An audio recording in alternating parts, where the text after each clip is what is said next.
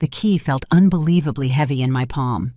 I stood in the marble lobby of our building, my building now, watching through the floor-to-ceiling windows as my husband of 7 years pressed the intercom buzzer for the third time. His finger tapped it with mounting desperation, that frantic energy that arises when reality hasn't quite caught up with consequences. The intercom on the wall beside me remained silent, flashing with each ring. I didn't move toward it.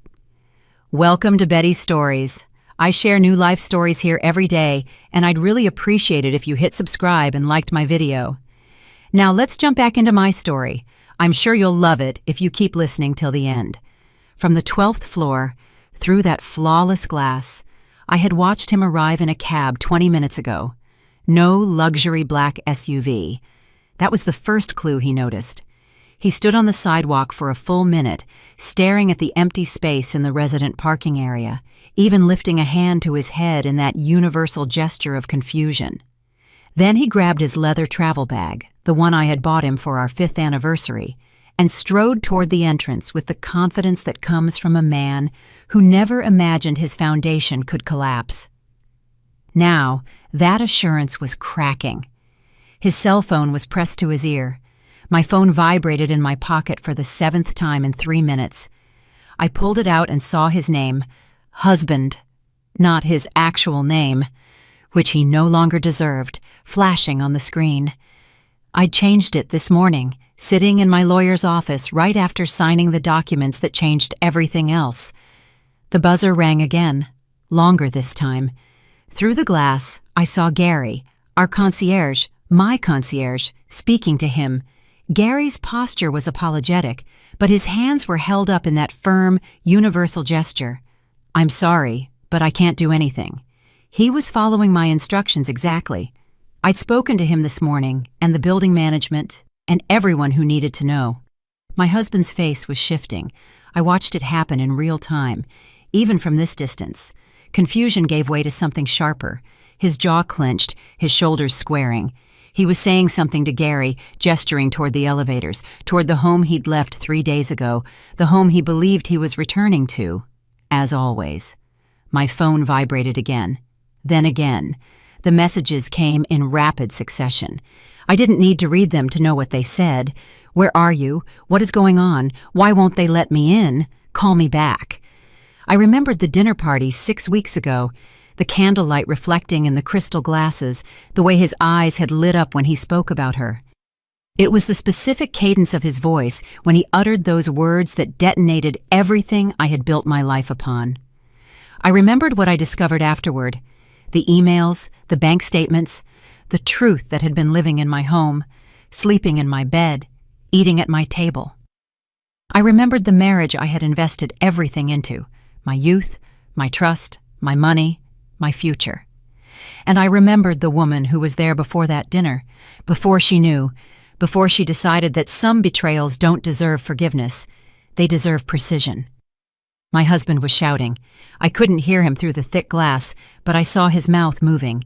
His free hand cut through the air in sharp, aggressive movements. Gary stepped back a little, and I mentally noted I'd be giving him a generous bonus for this. Another staff member approached, Darius, the evening shift supervisor. They were handling it exactly as I had coached. Call security if he becomes aggressive. Do not engage in dialogue beyond the script. "I'm sorry, sir, but you are no longer listed as a resident or an authorized guest at this address." I turned from the window and walked toward the elevator bank. My heels struck the marble in an even, measured rhythm that matched my heartbeat. Slow, calm, controlled. Behind me, the buzzing stopped, then started again. My phone continued its desperate vibration. The elevator doors opened with a soft chime. I stepped inside and pressed the button for the penthouse. As the doors closed, I caught a final glimpse of the lobby, the intercom still flashing red. The elevator began its smooth ascent, and I closed my eyes. This wasn't the end of the story. This was the point where I took back everything he thought he could take from me. But to understand how I got here, standing in this elevator, my husband locked out of the home he considered partially his life about to crumble in ways he couldn't yet imagine. You need to understand where it started. You need to understand the dinner, and you need to understand that the woman who walked into that restaurant 6 weeks ago died at that table. The woman in this elevator was a completely different person, one he should never have created. I met him on a Tuesday. That detail matters because I've always been suspicious of grand romantic beginnings, the cinematic, cute meet stories people create, retrospectively polishing mundane moments into destiny. Our meeting was a Tuesday afternoon at a professional development seminar. We both reached for the same stale croissant during a coffee break. Mundane, forgettable, except he smiled at me. That slow, unfolding smile that transformed his whole face into something warm and said, "I think the universe is telling us we have the same taste in mediocre baked goods." I laughed, a real laugh, not the polite little chuckle you give strangers, but a genuine burst of amusement that caught me off guard. At 31, I had navigated enough disappointing dates and sluggish relationships to have developed a thick shell of cynicism around anything that resembled romance. But something about his self-deprecation, the way he immediately broke the croissant in half and offered me the larger portion, made me think, maybe this is different. We talked through the rest of the break. Then we skipped the next session and continued the conversation over coffee at a neighboring cafe. Then dinner. Then he walked me to my car. And somewhere between the parking garage elevator and my vehicle, he asked for my number with a sweet nervousness that seemed incompatible with his confident exterior. "I know we just met," he said, shoving his hands in his pockets. "But I have a feeling if I let you drive away without getting a way to contact you, I'll kick myself for the next month." I gave him my number. That was 8 years ago. I tell you this because you have to understand that I loved him. Deeply, completely, with that total vulnerability that only comes when you decide someone is safe. When you look at a person and think, yes, I choose you, and I trust you with the most fragile parts of myself. Our romance progressed gradually. He was a consultant at a mid-sized marketing firm, ambitious and charming, the type of man who remembered small details about your day and sent you articles he thought you'd find interesting. I was a real estate lawyer, pragmatic and cautious, the kind of person who double reads every contract and never made an impulsive decision, except with him. When he proposed 10 months later on a random Sunday morning while we were making breakfast, no ring yet, just him suddenly putting down the spatula and saying, "I don't want to wait anymore. Marry me." I said, "Yes," before my brain had time to catch up. We married 4 months later in a modest ceremony that felt perfect because it was ours. His family flew in, my mother cried. Everything was exactly as it should have been. The cracks came later. All cracks do, but first there were 3 good years, maybe 4 if I'm generous with my memory. We bought a small apartment together. I made partner at my firm. He got promoted. We talked about children in that vague someday way that couples do when they still enjoy just being two. We traveled. Barcelona, Tokyo, a rainy road trip through Ireland that we laughed about every day. We fought. I thought we were building something. I didn't realize I was the only one holding the blueprints. The money came into my life when I was 36. An inheritance from my father's aunt, a woman I barely knew but who had apparently followed my career with quiet pride. She left me everything: her estate, her investment portfolio, her real property. It was substantial, life-changing, the kind of thing that shifts your entire paradigm of what's possible. $5 million after taxes. I remember sitting in the probate lawyer's office, staring at the document and feeling like I was looking at a number from someone else's life. My husband came with me. He held my hand during the reading of the will, rubbed my back when I unexpectedly cried, not from grief, but from the overwhelming strangeness of it all. "What do you want to do with it?" he asked me that evening, both of us still processing. "I don't know," I said honestly. "Invest most of it, I guess. Maybe we can finally buy a real home. Something that's actually ours, not a cardboard-walled apartment." His eyes lit up. "A house, a home," I corrected. "For us. For our future." We made love that night. with a tenderness that felt like a renewal, like we were reconnecting with something we'd allowed to drift away. In the afterglow, his arm around me, he whispered into my hair, "We're going to build something amazing. I can feel it." I believed him. God, I believed him. I was cautious with the money. Being careful was my nature, and my professional life taught me to be prudent with assets. I consulted financial advisors, tax attorneys, investment specialists. I created trusts and accounts and meticulously structured everything to maximize growth while minimizing risk. The home was first. We found it together, a beautiful 4-bedroom house in a green neighborhood with good schools, even though we didn't have kids yet. Hardwood floors and a kitchen with an island, a backyard with mature oak trees. It was perfect. I bought it in my name alone, not because I didn't trust him, not consciously, but because the money was mine, and I was a lawyer, and I knew the statistics. I knew that asset protection wasn't about love. It was about being smart. My colleagues had all advised the same. Keep the inheritance separate. Don't co-mingle funds. It's not romantic, but it's practical. At the time, he seemed okay with it. "Whatever makes you comfortable," he said, signing the documents that affirmed he had no claim on the property. "It's your money, I get it." We moved in on a Saturday in May. I remember because the lilacs in the front yard were blooming, and their scent filled every room. We christened every room as we brought in boxes that day. Dancing in the empty living room, ordering takeout and sitting on the kitchen floor, making love in our bedroom before we'd even assembled the bed frame.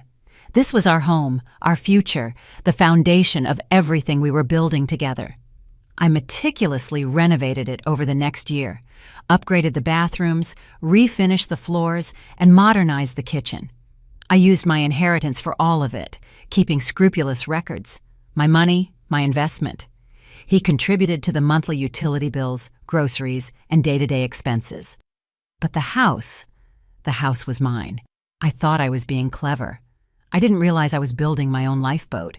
His career stalled for a while, not a failure, but a gentle dead end, which happens to men in their late 30s who haven't broken through to the next level.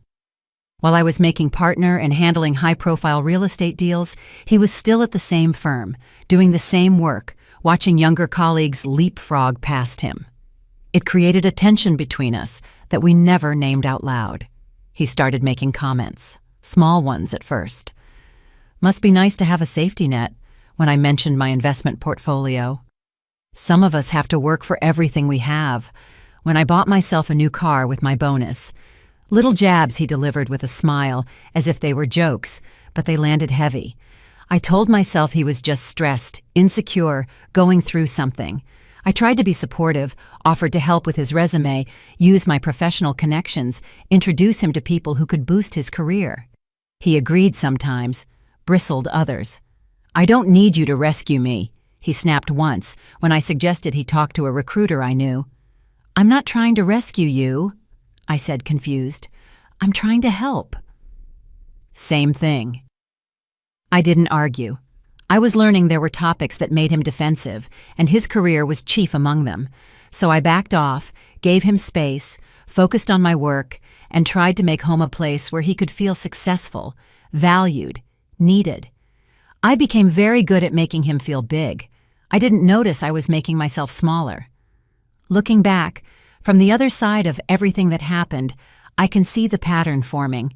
The way he withdrew when I landed a new client, the way his compliments came with caveats. "That's great, babe," though I'm sure half the success is just being in the right place at the right time. The way he sometimes introduced me at parties as Aisha, my wife, the lawyer, with just enough emphasis on the article to make it sound like a category, not an achievement. But at the time, I didn't see it. Or maybe I did, and told myself I was being too sensitive. Maybe I was too busy, too focused on my own achievements, too determined to believe in the marriage I had committed to. Maybe I didn't want to see that the foundation I thought we were building together was really one I was constructing alone, while he stood by, watching with increasing resentment. The 7-year mark came and went. We didn't celebrate. Both of us said we were too busy, though we'd always made time for anniversaries before. He started traveling more for work. I was consumed with a complicated commercial real estate deal that ate up 80 hours of my week. We were two people living in the same beautiful house, sleeping in the same bed, but somehow inhabiting completely different lives. "We need to take a vacation," I said one evening when we were both eating separately at different times, me at the kitchen island with my laptop, him on the sofa with his phone. "Once this deal closes. Just the two of us.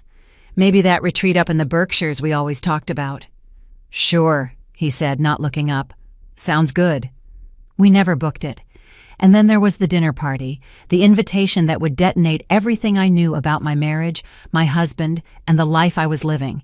An invitation I almost didn't accept. The restaurant was the kind of place where the lighting was engineered to make everyone look beautiful and the prices weren't listed on the menu. I dressed carefully that evening, the way you do when you know you'll be in a room full of people who size you up in the first 3 seconds. A deep blue silk dress, form-fitting but not tight, understated jewelry, my hair styled to look effortless, but which took 20 minutes to achieve. My reflection in the hall mirror before we left showed a woman who looked successful, elegant, and composed. I didn't realize I was dressing for my own funeral. The dinner was hosted by Blake and Savannah Sterling, a couple my husband knew from early in his career. Blake was now a senior VP at some tech company with a name composed of lowercase letters and implying innovation.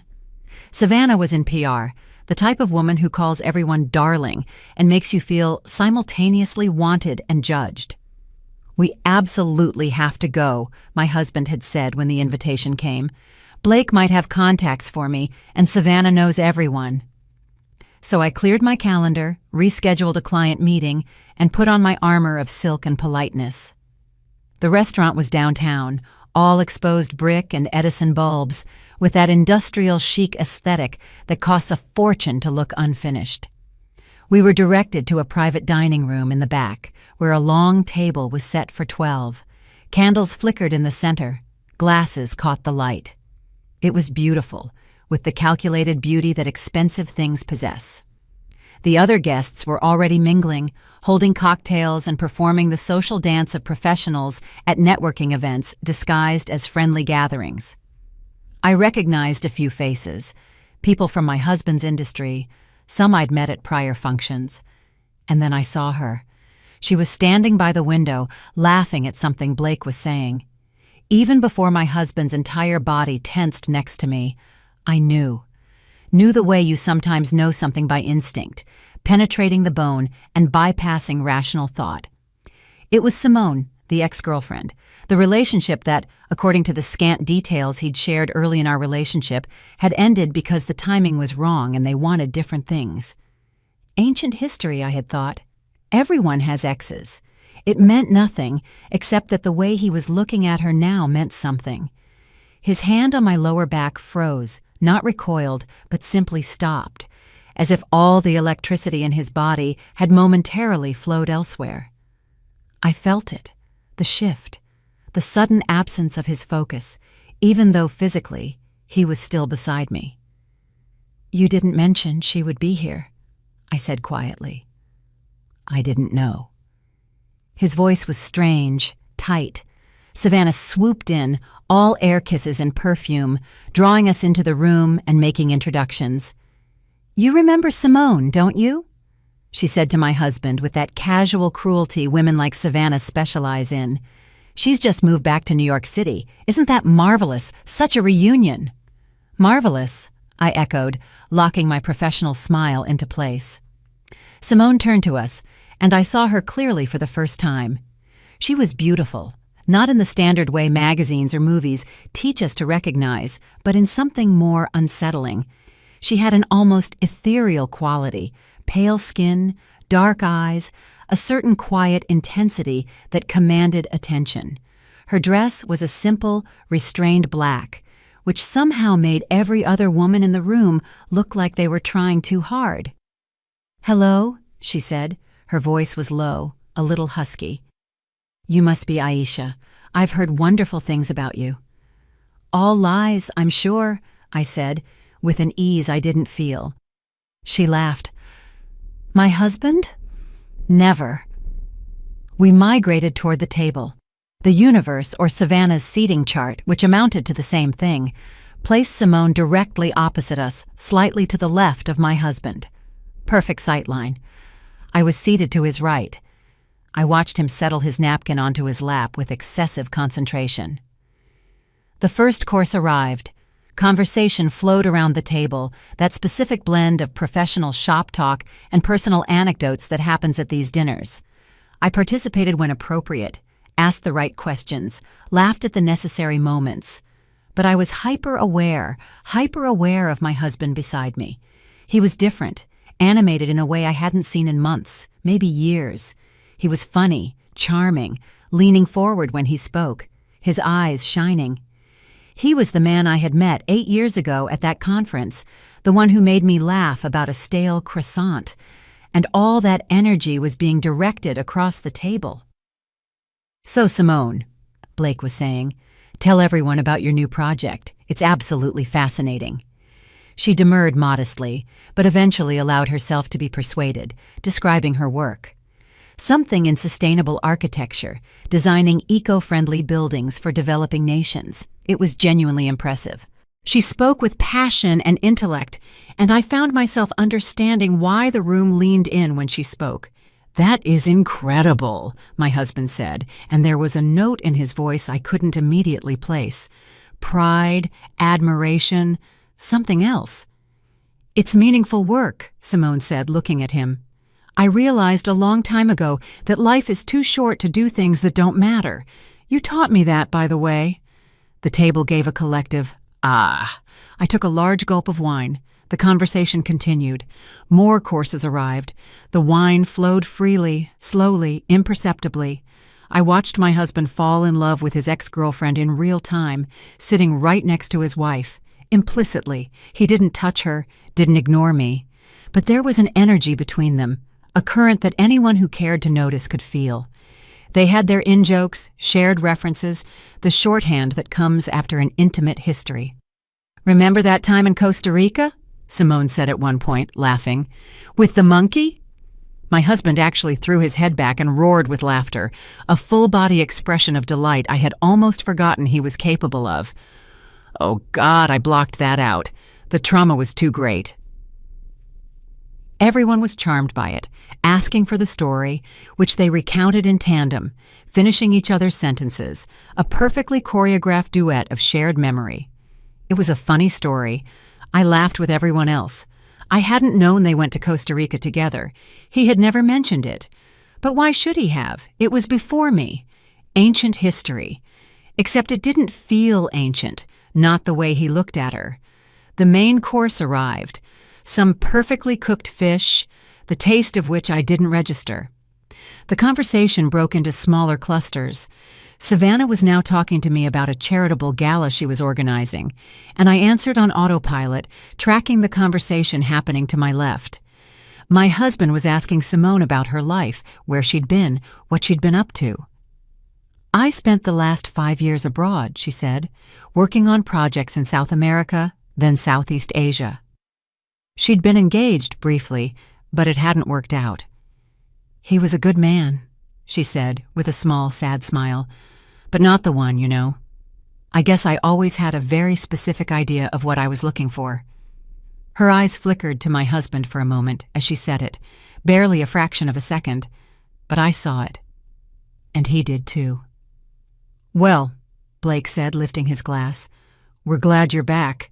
The city was duller without you." We all drank to that.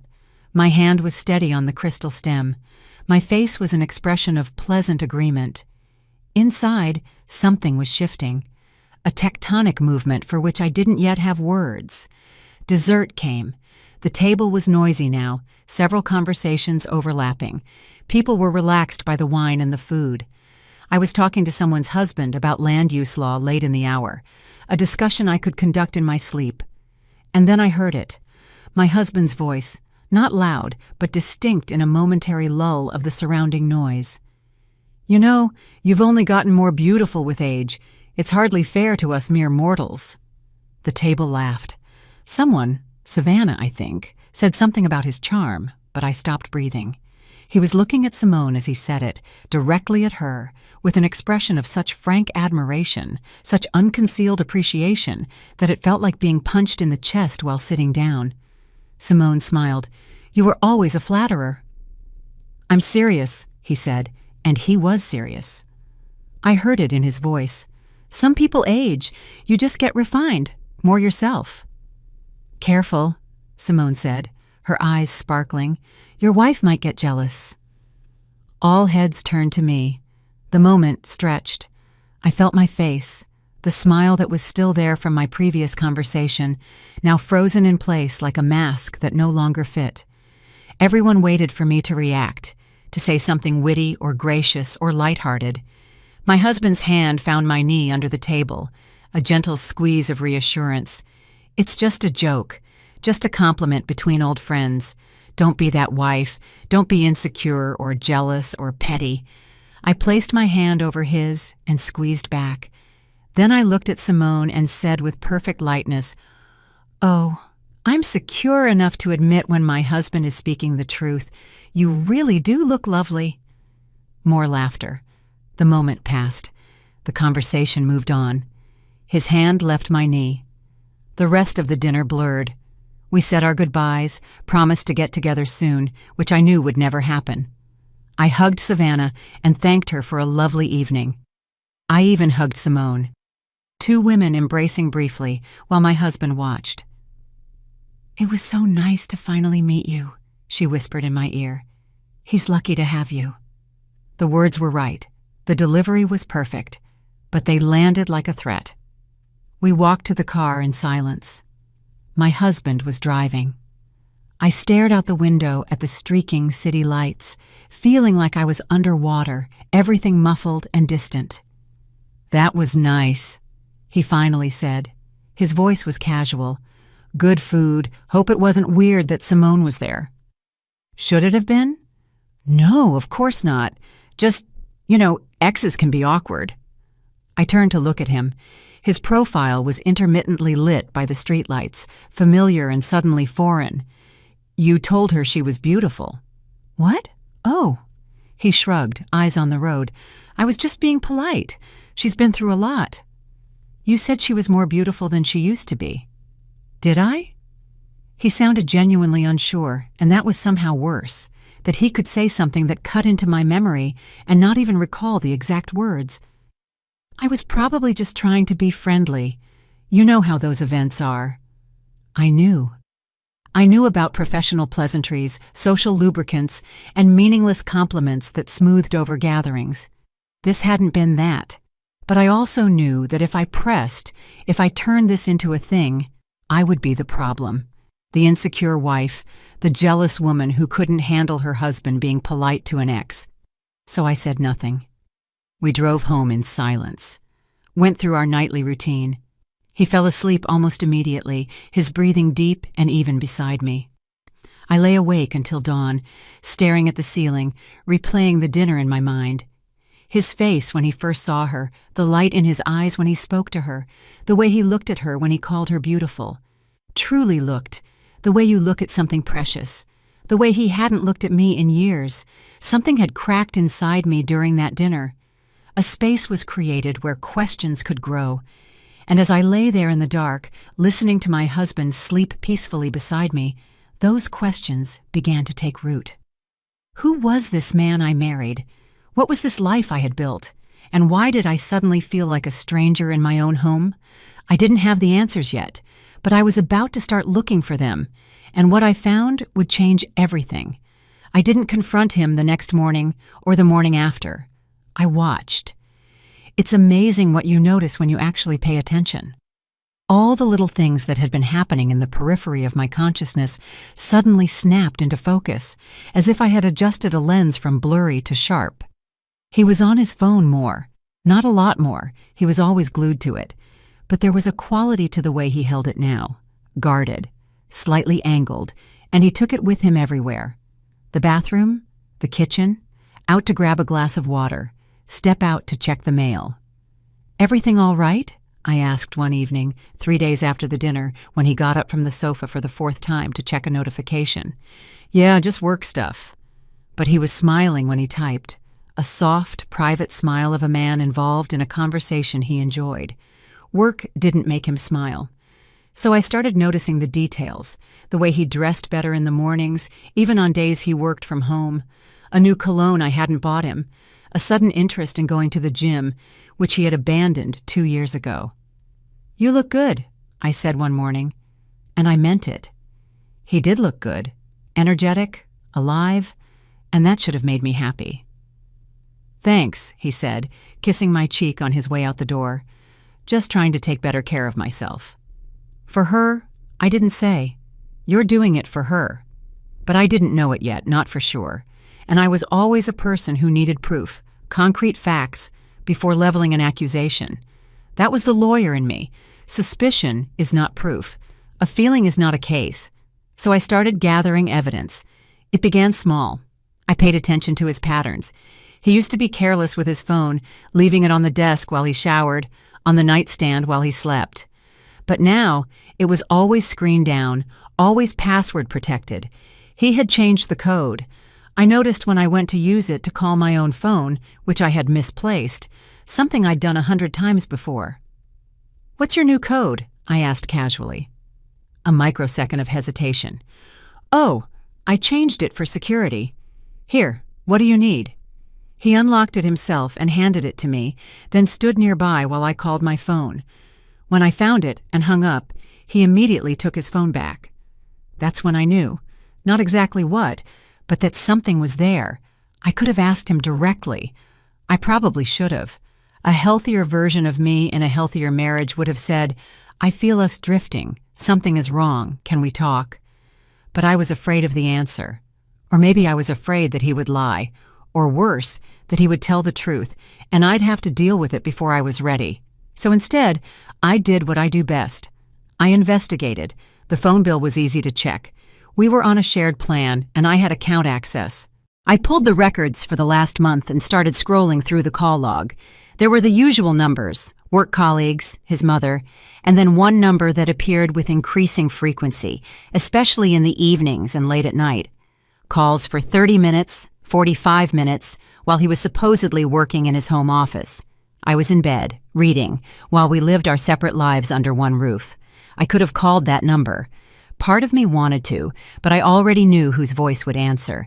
Instead, I checked our credit card statements. Another shared account we used for household expenses and day-to-day purchases. I had online access. I usually paid the bills anyway. There were charges I didn't recognize. Flowers sent 3 weeks ago. I hadn't received flowers. A restaurant I had never been to on a Tuesday when he said he was working late. Another restaurant, a wine bar, a coffee shop, all in a neighborhood on the opposite side of town. Each charge was small enough to be unnoticed on its own, but together they painted a picture I didn't want to see. I sat at my desk in our home office, my office, in the house I bought, and stared at the spreadsheet I had created. Calls, texts. I couldn't see the content, but I could see the volume. Charges, the chronology of a betrayal laid out in data points. My hands were shaking. I closed the laptop and sat in the silence of the room. The late afternoon sun streamed through the window. Dust motes floated in the gold light. Everything looked normal, even beautiful. This home I created, this life I built. It was all a set for a play I hadn't realized I was acting in. The next morning, I called in sick to work. I never called out sick. My assistant sounded genuinely concerned. "Are you okay? Do you need anything?" "Just a stomach bug," I lied. "I'll be fine tomorrow." My husband had already left for work. I waited 30 minutes after he left, then went into his office. I felt like a criminal, rooting through his things. In 8 years of marriage, I had never snooped, never felt the need to. Trust was supposed to be the bedrock of what we had, but foundations crumble. His office was neat. He was fastidious about his workspace. The desk organized, folders labeled, books alphabetized. I started with the obvious places: desk drawers, file cabinet, nothing incriminating, just work documents, old tax returns, appliance warranties. Then I checked his briefcase, the one he took to the office every day, but for some reason had left home today.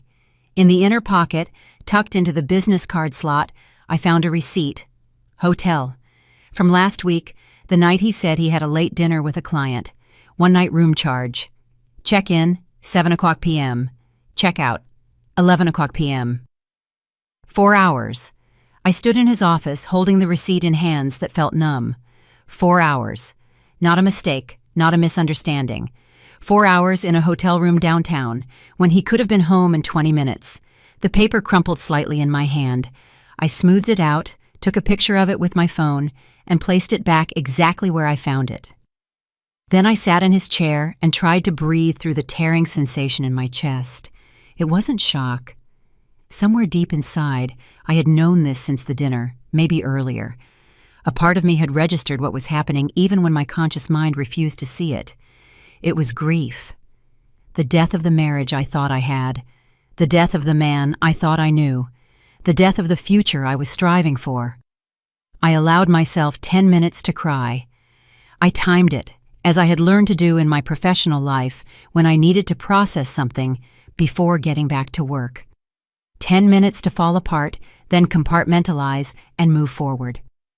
When the timer on my phone went off, I wiped my face, went to the bathroom, washed my hands, and splashed cold water on my eyes, looking at myself in the mirror.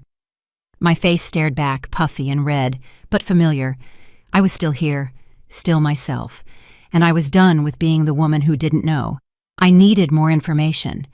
The receipt proved he did something, but not quite what. And I knew from my career that assumptions, even reasonable ones, can fall apart in court. I needed irrefutable evidence. I needed to know the full scale of what I was dealing with. I went back to his office and searched more thoroughly.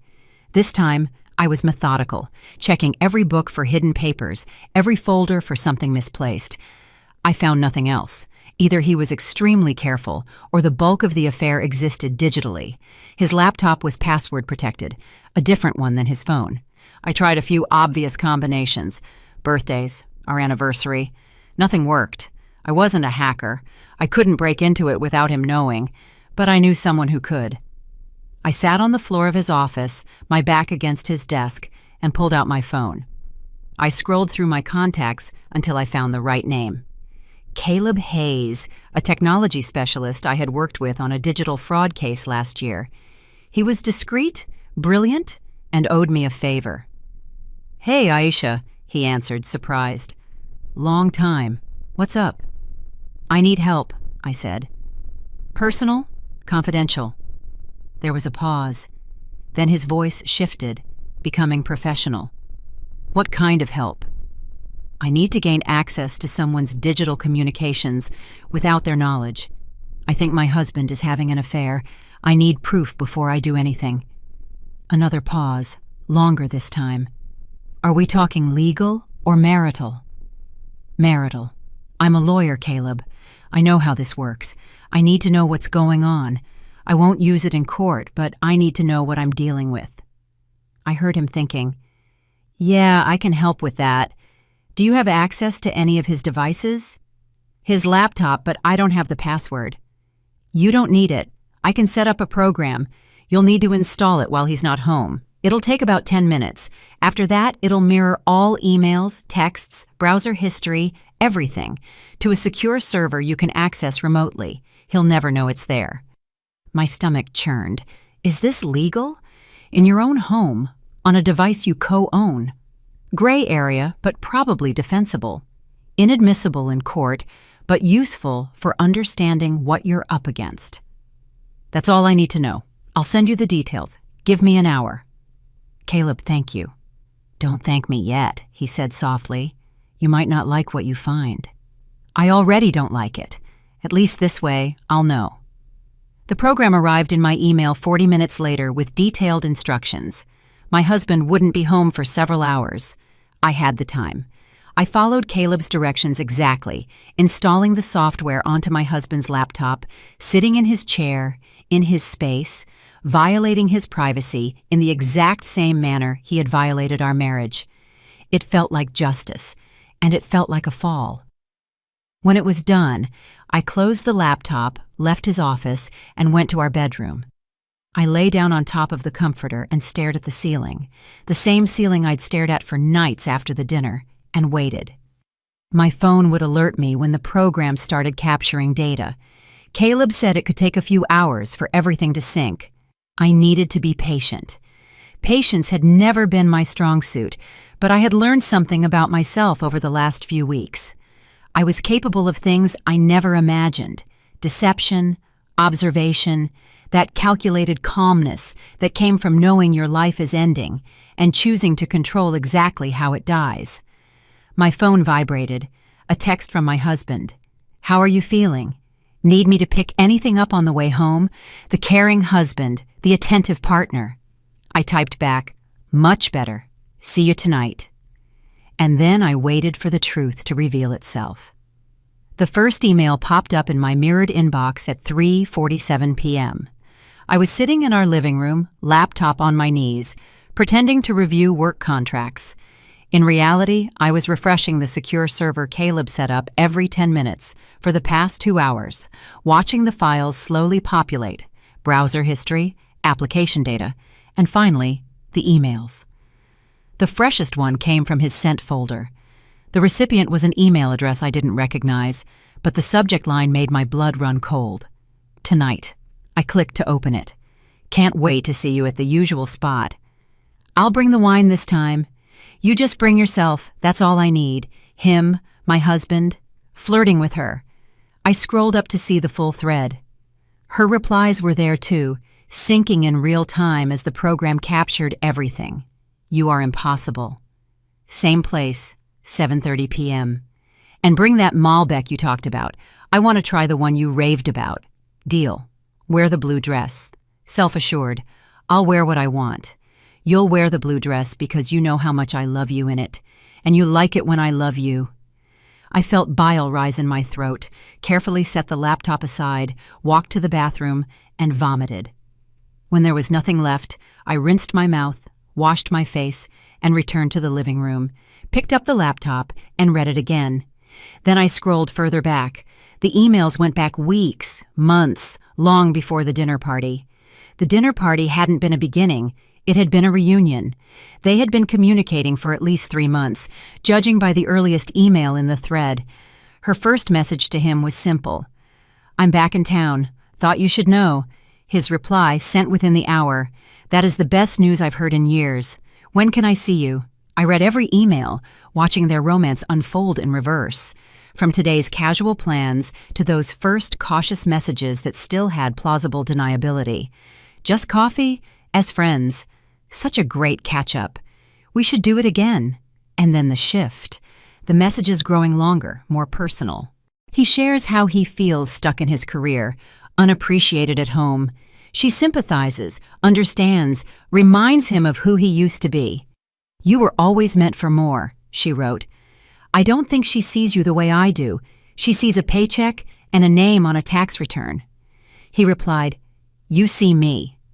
I had to stop reading, put the laptop down, go to the kitchen, and pour a glass of water with shaking hands. She sees a paycheck, 7 years of marriage, of partnership, of building a life together. And that's who I was to him. I drank the water, poured another glass, forced myself to breathe, then returned and continued reading. The messages grew more intimate, wistful, sexual, though not explicit. Talk of stolen moments, of feeling alive again, of how this felt right in a way nothing else did. And then, 3 weeks ago, the hotel. "I can't keep doing this halfway," he wrote. "I need all of you." "You have me," she replied. "You always have." The hotel receipt I found matched the date of that exchange.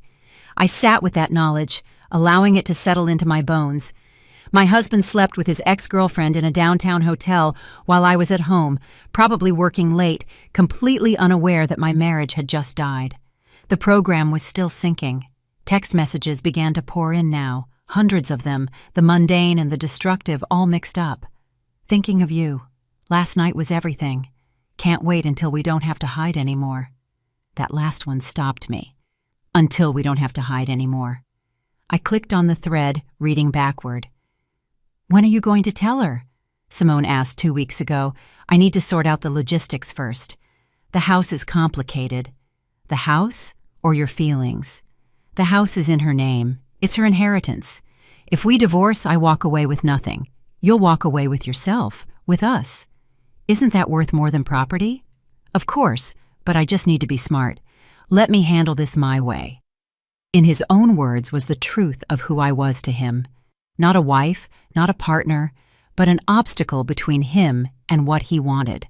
A financial complication that needed careful navigating. I thought about the documents he signed when I bought the house, the affirmation that it was my separate property. At the time, I thought I was protecting myself. I had no idea how right I was. More messages loaded. I watched them fill the screen with detached curiosity, as if reading about someone else's life. They were planning not just an affair, but a future. Simone was looking at apartments, sending him listings. "For when you're free," she wrote. "Consider it our first place." He responded with heart emojis and promises. They talked about trips they would take together, the life they would have, how much better suited they were than either of them was in their current situations. "She never really understood me," he wrote. "I feel like I've just been pretending for the last few years." "Then stop. Life is too short to be with the wrong person." "Soon," he promised. "I just need to set everything up correctly." I wondered what set everything up correctly meant. Was he planning to ask for alimony, to claim he had contributed to the household and deserved compensation? I pulled out my phone and texted my lawyer. Not the one at my firm. This had to be personal and completely confidential. Rhonda Vance, a divorce specialist I had referred clients to for years. The best in the city. Need a consultation ASAP. Personal matter. How soon can you fit me in? The reply came 3 minutes later. 9 a.m. tomorrow. My office. Are you okay? I will be. I went back to the laptop. The program had completed its initial sync. I now had access to everything. Every email, every text, every photo, every browser search. I started scrolling through the browser history, finding the search queries he had performed. Divorce lawyer. How to claim spouse property rights. Alimony rights when wife makes more. He had been researching, planning, preparing to leave me while simultaneously figuring out how to take as much as he could with him. And all the while, he came home, kissed me on the cheek, asked how my day was, slept in our bed. I checked the photo folder. There she was, Simone, dozens of pictures of them together, coffee dates, dinner outings, her in his car laughing, him kissing her cheek, selfies of them in bed, thankfully clothed. But the intimacy was unmistakable. The photos dated back over the last 3 months, a visual chronology of everything I had been too busy to notice. In one photo, she was wearing a necklace I didn't recognize, delicate, expensive-looking. I cross-referenced the date with the credit card statements. A purchase at a jeweler for $6,000 2 weeks ago. I had assumed it was for me, for our upcoming anniversary. Maybe an early birthday gift. It had never been for me. I created a folder on my secure drive and began organizing everything. Screenshots of the email threads, the messages, the photos, the credit card statements, the phone records. I was building a case against my husband with the same meticulous care I would give to any legal brief. Proof of the affair, documented. Proof of the financial planning to profit from the divorce, documented. The timeline of deception, documented. By the time I finished, it was 5:30 p.m. My husband was due home in an hour. Later, actually, since according to his messages, he was planning to meet Simone at 7:30 p.m., which meant he would need an excuse. I didn't have to wait long. 6:15 p.m., my phone vibrated with a text from him. Stuck at work last minute. Don't wait up for dinner. Love you. Love you. 2 words that used to mean everything. Now they were just sounds. Meaningless noise covering up the truth. I replied, "No problem. Going to bed early anyway. Still not feeling great. Get better, babe." I wondered if he felt any guilt at all, or if the lie had become so routine that it was just another task to check off. Text wife. Cover tracks, go to mistress. I had 3 hours before he would be home, maybe 4, depending on how long he stayed with her. I used that time to think, not about whether to leave him. That decision had been made the moment I saw those emails. You can't unknow something like that, can't unfeel the betrayal. The marriage was over, even if he didn't know it yet. I thought about how I could confront him tonight when he came home, throw the evidence in his face, scream, cry, demand answers to questions that no longer mattered. Or I could be smart. I was a real estate lawyer. I knew property law inside and out. I knew what was mine and what wasn't, what was defensible and what was vulnerable. And I knew that in a divorce, the person who plans wins. He had been planning, researching his rights, figuring out his strategy, all while keeping me in the dark. But he made one critical mistake. He underestimated me. The house was mine, bought with my inheritance, deeded in my name alone, with a clear paper trail showing separate property. He had signed documents acknowledging this. No matter how good his lawyer was, he would not get this house. Our cars were in our individual names. Mine was paid off. His SUV had 2 years of payments left, payments that came from our joint account, which I could close. Our bank accounts were joint, except for my investment portfolio, which was entirely separate. I could remove my share from the joint accounts, leave him his half, take mine, and close the door on that financial entanglement. I thought about timing. If I acted too fast, without proper legal counsel, I might make mistakes. But if I waited too long, he might make his move first. Tomorrow morning, I would meet Rhonda Vance and devise the legal strategy, and then I would execute it.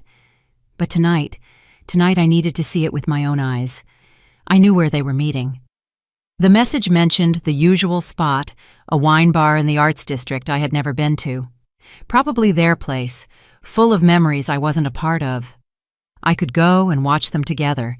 Some would call it self-destructive that I already had all the evidence I needed, but I needed to see it, to witness the death of my marriage in real time, to etch it into my memory so that when he inevitably tried to gaslight me, to minimize it, to make me feel crazy for being hurt, I would have this.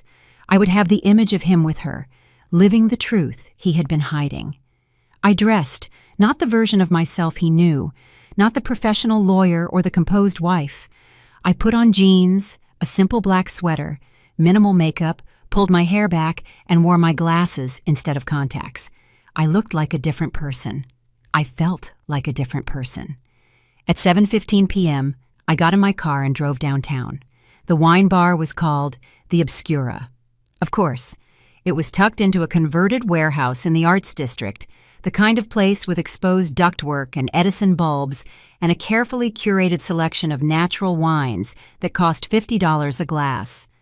Through the large front windows, I could see the warm glow of the interior lighting. People were clustered at small tables, laughing and talking in the animated way people do at the beginning of an evening when they are still fresh, still hopeful about how the night might unfold. I parked 2 blocks across the street, far enough away to be unseen and close enough to observe. My hands were steady on the steering wheel. That surprised me. I expected shaking, tears, some physical manifestation of the emotional earthquake happening inside me.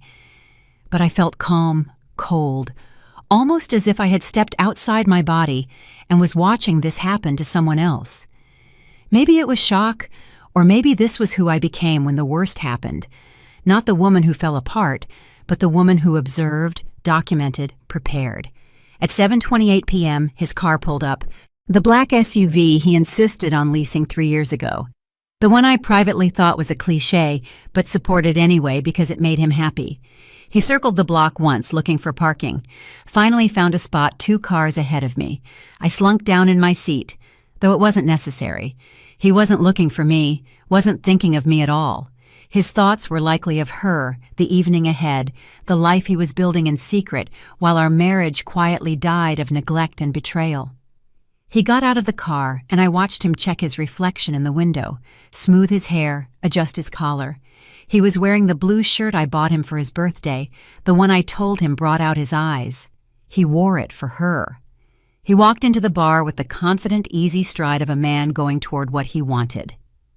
I waited 30 seconds, then got out of my car.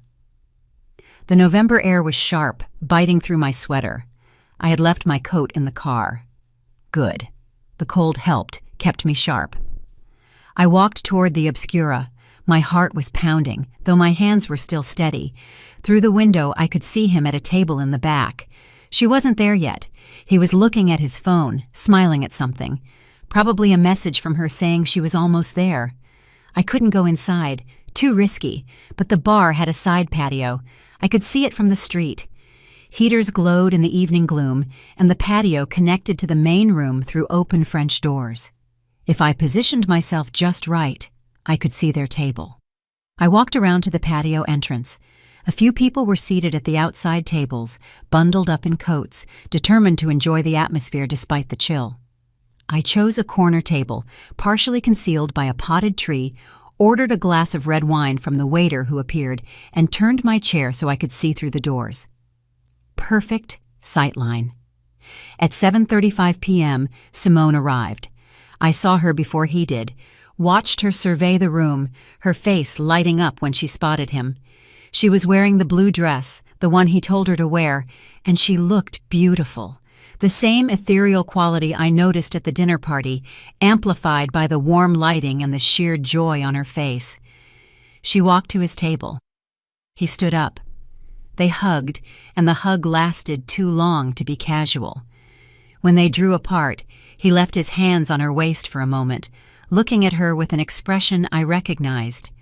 I had seen that look before, years ago when he looked at me like that. They sat down. A waiter appeared immediately. They were clearly regulars. They ordered without looking at the menu. When the waiter left, they leaned in close across the table, hands intertwined, talking with the intensity of people who have too much to say and not enough time to say it. I picked up my glass and took a sip. I couldn't taste it. From my vantage point, I could see them clearly, but I couldn't hear their conversation. I could only watch, read the body language, fill in the blanks with my imagination, which was somehow worse than knowing. She laughed at something he said, throwing her head back. Her hand reached across the table to touch his. He turned his palm up, caught her fingers, and held them.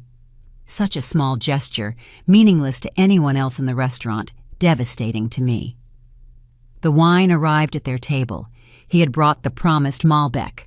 The waiter poured. They raised their glasses and they clinked together, a sound I didn't hear but could imagine. Clink. Clink. A promise made in wine. They drank. His thumb traced circles on the back of her hand. I watched him be present with her in a way he hadn't been with me in years, maybe ever. He was leaning forward, engaged, animated, laughing. She said something, and he actually put a hand over his heart, feigning injury, and she laughed even louder. They had their in-jokes, a rhythm, a history that existed in a space I could never penetrate, no matter how many emails I read or messages I scrolled through. And something about that hurt more than the physical betrayal, the knowledge that he had this entire other life, this entire other personality he reserved for her. The best parts of himself offered freely, while I got the scraps. The tired, resentful, disconnected version that came home, scrolled his phone, and made me feel like I was asking too much by wanting a conversation. My hand tightened around the glass. I forced myself to loosen my grip before it cracked. Their food came. They ordered appetizers to share. I watched them eat from each other's plates, casually, comfortably. The waiter came over and they both smiled at her with the warmth of people who are exactly where they want to be. At one point, Simone got up to go to the restroom. He watched her walk away, his eyes following her across the room with open admiration. Once she was gone, he pulled out his phone, typed something. My phone vibrated in my pocket. I pulled it out and looked at the screen. A text from him. "This work thing is dragging on longer than expected. We'll probably be home around 11 p.m. Sorry, babe." I stared at the message, the casual lie, the reflexive deceit, the sorry that meant nothing. I typed back, "It's okay, no rush." I watched him read my reply, watched him smile faintly and put the phone away, feeling no guilt, just as Simone returned to the table. She sat down, and he immediately reached for her hand again, said something that made her eyes soften. She whispered something back. I couldn't read her lips, but it looked like "I love you." The stem of the glass bent slightly in my hand. I forced myself to loosen my grip before it broke. I had to leave. I had all the evidence I needed. Sitting here and tormenting myself served no purpose except to add fresh wounds to an already fatal injury. But I couldn't move. I watched them finish their meal, watched them order dessert, 1 plate, 2 forks, watched them feed each other bites with the involuntary intimacy of people who had done this before, many times. I watched my husband be happy, and I realized, sitting there in the cold, my wine untouched, that this wasn't a mistake. This wasn't a moment of weakness or a midlife crisis or any of the other explanations people use to soften the edges of betrayal. This was a choice he made over and over again. Every text, every email, every lie, every moment he could have stopped but didn't. He chose this, he chose her, and in doing so, he unchose me. The waiter brought them the check. He paid it with our joint credit card, I noted with bitter irony, paying for his date with my money. They stood up to leave. He helped her put on her coat, his hands lingering on her shoulders. They walked toward the exit together, and for a moment I thought they would walk past the patio, right past me. But they turned the other way, toward the front door. I waited until they were outside, until I could see them through the window, walking toward his car, watched him open her passenger door, watched her stand on her tiptoes to kiss him before she got in. A real kiss, not long, but not casual. The kiss of people who fully intended to continue this later, somewhere private, probably the hotel, the same one or a new one. Another receipt. Another 4 hours he would steal from our marriage to give to her. His car pulled away from the curb. I watched the taillights disappear around the corner. Only then did I realize I was crying. Not sobbing, just tears, quiet and steady, running down my face in the cold night air. I wiped them with the back of my hand and looked at my glass, still full. I hadn't taken a sip except for the first one. I left cash on the table. Too much, but I didn't care, and walked back to my car. The drive home was automatic. I don't remember most of it. My body knew the way.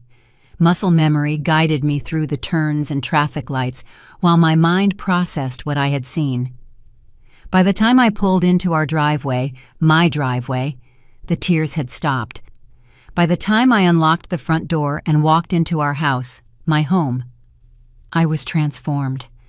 The woman who drove to that wine bar in the hope that she was wrong, in the hope that there was some explanation, in the hope that her marriage could be saved, that woman was gone. In her place was someone harder, colder, someone who understood that mercy is wasted on people who have already shown you who they truly are. I went to the bedroom, changed into my pajamas, washed my face, went through all the motions of normalcy. Then I got into bed, set my alarm for 8 a.m., and fell asleep. I slept deeply, dreamlessly, for the first time in weeks.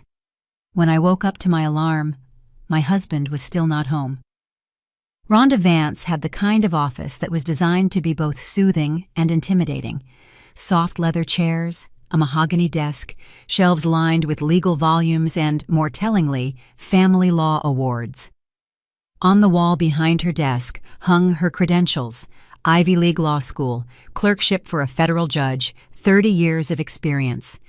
She didn't conduct consultations, she engaged in tactical planning. "Tell me everything," she said when I sat down. I told her. I showed her the emails, the messages, the photos, the credit card statements, the hotel receipt. I showed her the house documents, the deed in my name, the paper trail of my inheritance, the affirmation signed by my husband. She reviewed it all with the focused attention of someone reading a battle plan, which I suppose it was. When she finished, she looked up at me. "How do you feel?" The question surprised me. Not, "What do you want to do?" or "Here are your options," but "How do you feel?" "I'm angry," I said honestly. "Good. Anger is useful. Anger motivates action." She leaned back in her chair. "Here's what you need to understand. You are in a very strong position. The house is clearly your separate property. Your inheritance is protected. Based on those searches he was performing, he plans to claim some kind of financial share, but he has no legal standing. What about alimony? Possible, but unlikely. You've been married 7 years, just under the threshold where long-term support becomes more common. You earn more than he does. He is employed. Any alimony would be minimal and temporary. She paused. Unless he quits his job before you file. I hadn't thought of that. Would he? People do desperate things in a divorce. If he's unemployed at the time of filing, he can make a stronger claim for support. She tapped a pen on the desk, which is why we need to move fast and we need to move strategically. Tell me how. Over the next hour, Rhonda laid out the plan.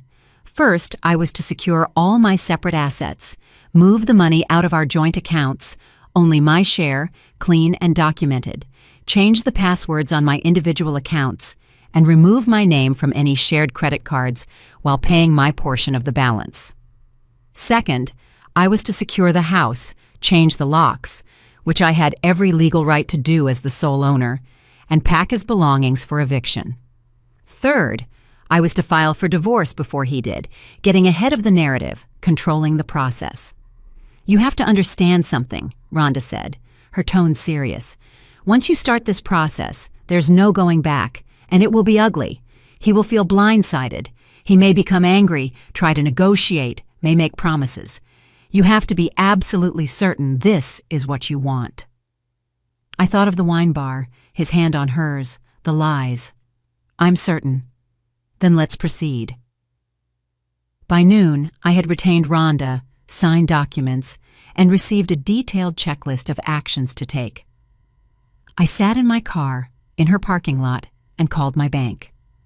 I need to make some changes to my accounts, I told the representative. Within the hour, I had moved my money out of our joint checking and savings accounts. I left his contributions. I calculated it precisely, looking through the last year's statements. I only took what was mine, defensible. I closed our joint credit cards, paying the balance in full, my share and his. I wanted no lingering financial ties. I called our insurance company and separated the policy, called the utility services, and put everything in my name. By 3 p.m., I had systematically dismantled our shared financial life. Next, I called a locksmith. I need all the locks on my house changed today, if possible. We can send someone by 5 p.m. Excellent. Then I called a moving company. I need someone's belongings packed and moved to a storage unit tomorrow morning. How quickly can you do that? They could have a team there by 9 a.m. I sat in my car in the parking lot, making phone calls, erasing my husband from my life with the efficiency I usually reserved for closing real estate deals. It felt powerful. It felt right. At 4 p.m., I drove home. My husband's car wasn't there.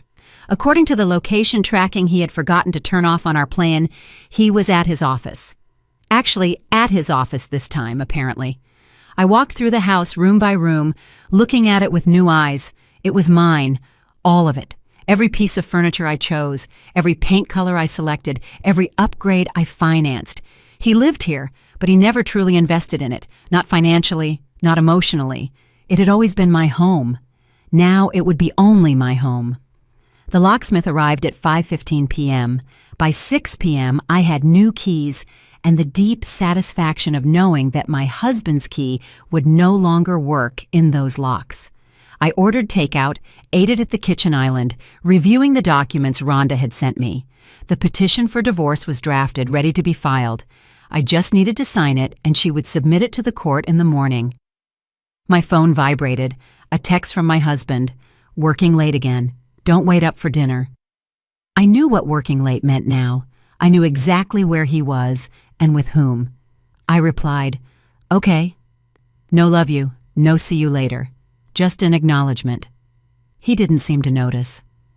At 9 p.m., I went into his office. I had already called the moving company and told them to pack everything in this room, his desk, his files, his books, his precious, organized workspace. But first, I wanted to leave him something. I drafted an email on my laptop. When you read this, you will find that your key no longer works. This is not a mistake. This house is my separate property, as you affirmed in writing when I purchased it. You are no longer a welcome guest here. Your belongings will be packed and moved to a storage unit tomorrow. You will receive the address and access code through your lawyer. I have filed for divorce. You will be served with the papers within the next few days. I know about Simone. I know about the affair, the hotel visits, the lies, and the plans you were making to leave me while simultaneously figuring out how to take as much money as you could on your way out. Do not insult me by attempting to deny or minimize this. Our joint accounts have been separated. I have taken only what is mine. Your share remains in your individual account. Our credit cards are closed. You are responsible for your own expenses going forward. Do not contact me directly.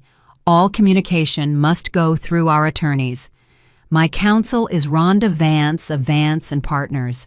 I advise you to retain counsel immediately. This marriage is over. I read it 3 times, removed all emotion, all accusation, any opportunity for argument, making it clean, factual, final. Then I saved it as a draft. I would send it tomorrow after everything was in motion, after the locks were changed, his things were packed, and the divorce papers were filed, after there was no going back. I went to bed at 10 p.m. My husband was still not home. I checked the location tracking. He was at a hotel, the same one as the receipt. I turned off my phone and fell asleep. When I woke up the next morning, my husband was sleeping beside me. He must have come in late, slipped into bed without waking me. The scent of her perfume was faint but present on his skin. I quietly got up, showered, and dressed in a business suit, as if I were going to court, because in a sense, I was. I was going to war. The moving company arrived exactly at 9 a.m. 3 men with boxes, dollies, and efficient, professional demeanor. Everything in the office, I told them, and his clothing from the bedroom closet. I had marked which items were his this morning while he was still asleep, placed post-it notes on his suits, his shoes, his dresser, made it easy for them. My husband appeared in the hallway, bleary-eyed, confused. What is going on? Are you moving out? You are moving out, I said calmly. He stared at me. What do you mean, moving out? Who are these people? These people are packing your things. A storage unit has been leased in your name. You will receive the address and access code later today. This is a joke. He looked at the movers, who professionally ignored our conversation, and continued their work. Hey, stop. There's been some mistake. No mistake, I said. This is my home. I am asking you to leave. His face cycled through several expressions: confusion, disbelief, and finally, rage. You can't just throw me out. I live here. I can. This house is my separate property. You have no legal claim to it. Check with your lawyer if you don't believe me. What the hell is this about? His voice was rising now. Did someone say something to you? It's about Simone, I said quietly. It's about the affair you've been having for the last 3 months, the hotel visits, the lies, and the plans you were making to leave me while simultaneously figuring out how to take as much money as you could on your way out. I know everything, I continued, my voice level. The emails, the messages, the credit card charges, all of it. Do not insult me by trying to deny it. He opened his mouth, closed it, opened it again. Let me explain. There's nothing to explain. I'm filing for divorce. You will be served with the papers within the next few days. Our finances are already separated. Your belongings are being packed right now, and your key will no longer work in those locks. You changed the locks? Disbelief and anger fought for dominance in his tone. You can't do that. I already did. He took a step toward me, and I held up a hand. Don't. The movers are witnesses. My lawyer has documented everything. If you want to make this harder than it has to be, you will only hurt yourself. I live here, he repeated, as if repetition would make it true. You lived here, past tense. Now you need to figure out where you're going to live. Where am I supposed to go? He asked, and for the first time he sounded small. That's no longer my problem. I pulled the printed email from my pocket. I had decided to hand it to him personally, rather than sending it. This explains everything. Read it when you calm down and hire a lawyer. You're going to need one. I handed him the paper and walked back into my bedroom, my room now, and closed the door. Through the wood, I could hear him on the phone. First Simone, his voice quiet and urgent. Then a lawyer, I assume, his tone shifted to desperate and pleading. None of it mattered. By noon, the movers were finished. His office was empty, his clothes were gone. The house looked bigger, cleaner, as if something heavy had been removed. I stood by the window and watched the truck pull away, carrying the physical remnants of my marriage to a storage unit I would never visit. My phone rang. Rhonda. "The papers are filed," she said. "He'll be served tomorrow." "Thank you. How do you feel?" I looked around my house. My space, my future, no longer entangled with the man who betrayed me. "I feel fine," I said, and I meant it.